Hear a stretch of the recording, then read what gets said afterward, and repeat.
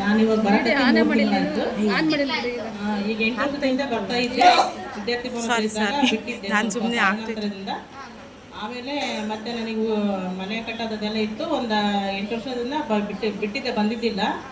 ಆಮೇಲೆ ಸ್ವಲ್ಪ ಹುಷಾರಿದ್ದಂಗೆ ಆಯಿತು.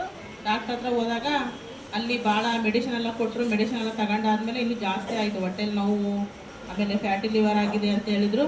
ಆಮೇಲೆ ಹರಡಿ ಆಗಿದೆ, ಹರಡಿ ಆಪ್ರೇಷನ್ ಮಾಡ್ಬೇಕಂತ ಹೇಳಿದರು. ಅದಕ್ಕೆ ಮೆಡಿಸಿನ್ ತಗೊಂಡಾಗಲಿ ಜಾಸ್ತಿ ಆಯಿತು, ಕಮ್ಮಿ ಆಗಲಿಲ್ಲ. ಅದಕ್ಕೆ ನಾನು ಸರಕೇರಿಗೆ ಬಂದು ತರಬೇತಿ ತಗೊಂಡ್ಮೇಲೆ ಚೆನ್ನಾಗಾಗಿತ್ತು ಅಂತ.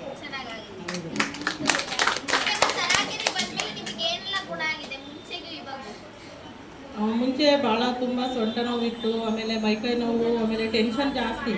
ಟೆನ್ಷನ್ ಅಂದರೆ ಏನಾದರೂ ಸುದ್ದಿ ಕೇಳಿದರೆ ಅಥವಾ ಏನಾದರೂ ಮನೇಲಿ ಏನಾದರೂ ಒಂದು ಸಮಸ್ಯೆ ಆದರೆ ಭಾಳ ಟೆನ್ಷನ್ ಆಗಿ ತಲೆನೋವು ಬರೋದು, ಬೆನ್ನೋವು ಬರ್ತಾಯಿತ್ತು. ಇಲ್ಲಿ ಸರಕೇರಲ್ಲಿ ಮದರ್ ಸ್ಪೆಷಲ್ ಥೆರಪಿ ಐತಲ್ಲ, ಮದರ್ ಸ್ಪೆಷಲ್ ಥೆರಪಿ ಐತಲ್ಲ, ಆ ಥೆರಪಿ ತಗೊಂಡಾದ್ಮೇಲೆ ನಾನು ನಿಜವಾಗ್ಲೂ ಫುಲ್ಲು ಟೆನ್ಷನ್ ಕಮ್ಮಿ ಆಗ್ಬಿಟ್ಟದೆ. ಮೊದಲು ಭಾಳ ಟೆನ್ಷನ್ ಅಂದರೆ ಏನೋ ಒಂಥರ ಗಾಬರಿ ಆಗೋದು, ಭಯ ಆಗೋದು, ಆ ಥರ ಎಲ್ಲ ಆಗ್ತಾಯಿತ್ತು. ಈಗ ಆ ಥರ ಆಗ್ತಾಯಿಲ್ಲ. ಈ ಮದರ್ ಥೆರಪಿ ತಗೊಂಡಾದ್ಮೇಲೆ ಮದರ್ ಸ್ಪೆಷಲ್ಲು ತಗೊಂಡು ಈಗ 4-5 ಸರಿ ತಗೊಂಡಿದ್ದೀನಿ. ಫುಲ್ಲು ಟೆನ್ಷನ್ ಕಮ್ಮಿ ಆಗೈತಿ. ಆ ಥರ ಭಯ ಆಗೋದು, ಒಂಥರ ಗಾಬರಿ ಆಗೋದು ಏನಾಗಲ್ಲ, ಕಮ್ಮಿ ಆಗಿದೆ.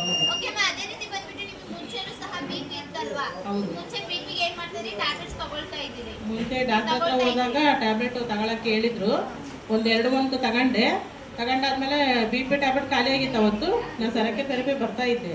ಅವಾಗ ನಮ್ಮ ಮನೆಯವ್ರು ಏನಂದ್ರು, BP ಟ್ಯಾಬ್ಲೆಟ್ ತಗೊಳ್ಳೋದು ಬೇಡ, ಡಾಕ್ಟರ್ ಹತ್ರ ಟೆಸ್ಟ್ ಮಾಡಿಸಿ ತಗೊಳ್ಳೋಣ ಅಂತ ಕರ್ಕೊಂಡೋದ್ಮೇಲೆ ಡಾಕ್ಟ್ರು ನೋಡಿ BP ಟ್ಯಾಬ್ಲೆಟ್ ಏನು ಬೇಡ, ನಾರ್ಮಲ್ ಇದೆ, ನೀವು ಟ್ಯಾಬ್ಲೆಟೇ ಬಿಟ್ಬಿಡಿ ಅಂತ ಹೇಳಿದ್ರು. ನಾನು ಟ್ಯಾಬ್ಲೆಟ್ ತಗೊಳ್ತಾ ಇಲ್ಲ. ಈಗ BP ಟ್ಯಾಬ್ಲೆಟ್ ಬಿಟ್ಟು ಈಗ ಇದಕ್ಕೆಲ್ಲ ಕ್ಲಾಪ್ಸ್ ಹಾಕಿರಪ್ಪ. ಥೆರಪಿ ಜೊತೆಗೆ ಏನ್ ಮಾಡ್ತಿದ್ರು, BP ಟ್ಯಾಬ್ಲೆಟ್ಸ್ ನ ತಗೊಳ್ತಾ ಇದ್ರು. ಅಪ್ಪಮ್ಮ ಟ್ಯಾಬ್ಲೆಟ್ಸ್ ತಗೊಳ್ಳುವಾಗ ಅಮ್ಮಗೆ ಏನಾಗಿಲ್ಲ, BP ಕಡಿಮೆ ಆಗಿಲ್ಲ. ಜೊತೆಗೆ ರೆಗ್ಯುಲರ್ ಆಗಿ ಏನ್ ಮಾಡ್ತಾ ಇದ್ರು, ಥೆರಪಿ ಮಾಡುವಾಗ ಇವಾಗ ಅಮ್ಮ ಏನ್ ಮಾಡಿದ್ರೆ BP ನಾರ್ಮಲ್ ಆಗಿದೆ. ಇವಾಗ ಅವ್ರು ಏನ್ ಮಾಡಿದ್ದಾರೆ, ಟ್ಯಾಬ್ಲೆಟ್ಸ್ ಅನ್ನೋದು ಸ್ಟಾಪ್ ಮಾಡಿದ್ದಾರೆ. ಅದೇ ರೀತಿ ಅಮ್ಮ ನೀವು ಎಷ್ಟು kg weight loss ಆಗಿದ್ದೀರಾ? ನಾನು ಇಲ್ಲಿ ಬಂದಾಗ 85 kg ಇದ್ದೆ, 5 kg weight loss ಆಗಿದ್ದೀನಿ. ನೋಡಿ ಜೋರಾಗಿ ಚಪ್ಪಾಳೆ. weight loss ಅಮ್ಮ ಆಗಿದ್ದಾರೆ. ಅಮ್ಮ ನೀವು ಸ್ಟಾರ್ಟಿಂಗ್ ಬರುವಾಗ ಏನಾದ್ರು ನೋವು ಜಾಸ್ತಿ ಆಗಿತ್ತಾ? ಆಗಿತ್ತು. ಫಸ್ಟ್ಗೆ ಬಂದಾದ್ಮೇಲೆ ಒಂದು ವಾರ ಆದ್ಮೇಲೆ ಫುಲ್ಲು ನೋವು ಅಂದ್ರೆ ನಾನು ಬರೋದೇ ಬೇಡಪ್ಪ ಅನ್ಸ್ಬಿಡೋದು. ಮೆಟ್ಲ ತಗೋಕ್ಕಿದ್ದಿಲ್ಲ, ಬರೋಕಾರ ಆಯಾಸ ಆಗೋದು, ಆಮೇಲೆ ಸುಸ್ತಾಗೋದು, ಮೈಕೈ ನೋವು, ಬೆಳಗ್ಗೆ ಎದ್ದೇಳಕ್ಕೆ ಆಗ್ತಿದ್ದಿಲ್ಲ. ಫುಲ್ಲು ಶೋಲ್ಡರ್ ಪೇನ್ ಬರ್ತಾಯಿತ್ತು, ಕಾಲು ನೋವು ಬರ್ತಾಯಿತ್ತು. ಬಂದು ಈಗ ಹೇಳ್ತಿರಲ್ಲ ನೀವು, ನೋವು ಜಾಸ್ತಿ ಕಮ್ಮಿ ಆಗುತ್ತಂತ. ಆಮೇಲೆ ಜಾಸ್ತಿಯಾಗಿ ಬರ್ತಾ ಕಮ್ಮಿ ಆಯ್ತಮ್ಮ.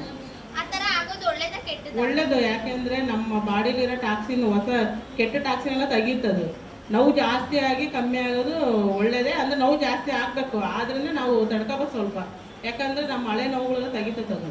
ತೆಗೆದಾದ್ಮೇಲೆ ಕಮ್ಮಿ ಆಗುತ್ತೆ. ಅದೇ ರೀತಿ ಬಂದ್ಬಿಟ್ಟು ಮೊನ್ನೆ ನೀವು ಸಹ ಒಂದು ಜೀವಕ್ಕೆ ಹೆಲ್ಪ್ ಮಾಡಿ ಪೊಟೆನ್ಷಿಯಲ್ ಪಾರ್ಟ್ ಥೆರಪಿ ತಗೊಂಡಿದ್ರಲ್ವಾ, ಅದು ಹೇಗೆ ಅನಿಸ್ತು? ನಾನು ತಗೊಂಡೆ. ಅದು ಇಲ್ಲಿ ತುಂಬ ನೋವಿತ್ತು, ಶೋಲ್ಡರ್ ಅಲ್ಲಿ ನೋವು ಭಾಳ ಇತ್ತು. ಅದು ತಗೊಂಡಾದ್ಮೇಲೆ ಫುಲ್ಲು ರಿಲೀಫ್ ಅನ್ನಿಸ್ತಮ್ಮ. ಅದು ನಿಜವಾಗ್ಲೂ ಅದು ಟಕ ಹೊಡೆಯೋದು, ಆಮೇಲೆ ಗುಂಡು ಬೆಳೆಸುತ್ತಲ್ಲ. ಆಮೇಲೆ ಈ ಕಡೆ ನೋವು ಇರಲಿಲ್ಲ ನನಗೆ. ಇಲ್ಲಿ ತಗೊಂಡಾದ್ಮೇಲೆ ನೋವು ಜಾಸ್ತಿ ಆಯಿತು. ನೋವು ಜಾಸ್ತಿ ಕಮ್ಮಿ ಆಯಿತು. ಇಲ್ಲಿ ನೋವು ಜಾಸ್ತಿ ಇತ್ತು, ಅದು ಕಮ್ಮಿ ಆಯಿತು. ತುಂಬ ದಿವಸದಿಂದ ಗ್ಯಾಸ್ಟ್ರಿಕ್ ಜಾಸ್ತಿ ಆಗ್ಬಿಟ್ರೆ ಇಲ್ಲಿ ಪೇನ್ ಬರುತ್ತೆ. ಇಲ್ಲಿ ಫುಲ್ ಪೇನ್ ಬರುತ್ತೆ. ಅವತ್ತೊಂದು ದಿವಸ ಏನ್ ಮಾಡಿದ್ರಿ, ನೀವು ಪೊಟೆನ್ಷಿಯಲ್ ಪ್ಯಾಡ್ ಥೆರಪಿ ತಗೊಂಡಿದ್ರಲ್ವಾ, ಎಷ್ಟು % ನಿಮ್ಗೆ ರಿಸಲ್ಟ್ ಬಂದಿದೆ? ನಿಜ ರಿಲೀಫ್ ಅನ್ನಿಸ್ತು. ಒಂದು 80% ನಿಜ ರಿಸಲ್ಟ್ ಬಂದಿದ್ದಮ್ಮ. ಫುಲ್ ರಿಲೀಫ್ ಅನ್ನಿಸ್ತು. ಅವಾಗ ಬಾಡಿ ಎಲ್ಲ ಫುಲ್ಲು ರಿಲೀಫ್ ಅನ್ನಿಸ್ತು. ಈಗ ನೋವು ಕಮ್ಮಿ ಆಯಿತು. ನೋವು ಕಡಿಮೆ ಆಗಿದೆ. ನೋಡಿ ಅಪ್ಪಮ್ಮ, ಈ ಪೊಟೆನ್ಷಿಯಲ್ ಪ್ಯಾಡ್ ಥೆರಪಿಯಲ್ಲಿ ಅಮ್ಮಗೆ ಬಂದ್ಬಿಟ್ಟು ಒಂದೇ ದಿವಸದಲ್ಲಿ ಏನಾಗಿದೆ, ಇಷ್ಟು % ರಿಸಲ್ಟ್ ಬಂದಿದೆ. ಅಮ್ಮ ಈ ಥೆರಪಿ ರೆಗ್ಯುಲರ್ ಆಗಿ ಯೂಸ್ ಮಾಡುವಾಗ ನಿಮಗೆ ಗುಣ ಆಗುತ್ತೆ ಅಂತ ನಂಬಿಕೆ ಇದೆ? ನಮಗೆ ಇರೋದಕ್ಕೆ ಬರ್ತಾ ಇರೋದು. ಅದಕ್ಕೆ ನಾವು ಬಿಟ್ಟು ಮತ್ತೆ ಯಾಕೆ ಬರ್ತೀವಿ, ನಮಗೆ ಇರೋದಕ್ಕೆ ಇಲ್ಲ, ಆರಾಮಾಗುತ್ತೆ ಅಂತಲೇ ಬರ್ತಾ ಇರೋದು. ಹಾಸ್ಪಿಟ್ಲಲ್ಲಿ ಹೋದರೆ ಕಾಯಬೇಕು ನಾವು, ಬೆಳಗಿನ ಸಂಜೆ ತನಕ ಕಾಯಬೇಕು. ಆಮೇಲೆ ದುಡ್ಡು ವೇಸ್ಟು ಅಲ್ಲಿ. ಆಮೇಲೆ ಅವು ಸ್ಕ್ಯಾನಿಂಗ್ ಈ ಸ್ಕ್ಯಾನಿಂಗ್ ಎಲ್ಲ ಮಾಡಿ ಹಂಗೆ ಅದು ಇದೆ ಅಂತ ಹೇಳ್ತಾರೆ. ಈ ಥೆರಪಿ ತಗೊಂಡ್ರೆ ಯಾವುದು ಇರಲ್ಲ, ಆರಾಮಾಗುತ್ತೆ ಅಂತ ನನ್ನ ಅನಿಸಿಕೆ.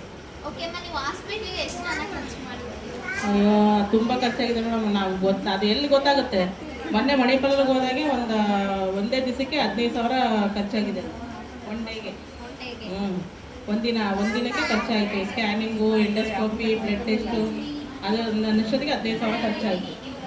ಇಲ್ಲಿ 200-300 ಅಂದರೆ ಲೆಕ್ಕನೇ ಆಗಲ್ಲ, ಗೊತ್ತಾಗಲ್ಲ ಅವೆಲ್ಲ. ಈ ವಾರಕ್ಕೆ ಒಂದ್ಸತಿ 15 ದಿವಸಕ್ಕೆ ಒಂದ್ಸರಿ ಹೋಗ್ತಾ ಇದ್ರೆ ಇಲ್ಲಿ ಒಂದ್ಸತಿ ಹೋಗಿ ಬಂದರೆ 500 ರೂಪಾಯಿ ಬೇಕು. ಅದು ಗೊತ್ತೇ ಆಗಲ್ಲ.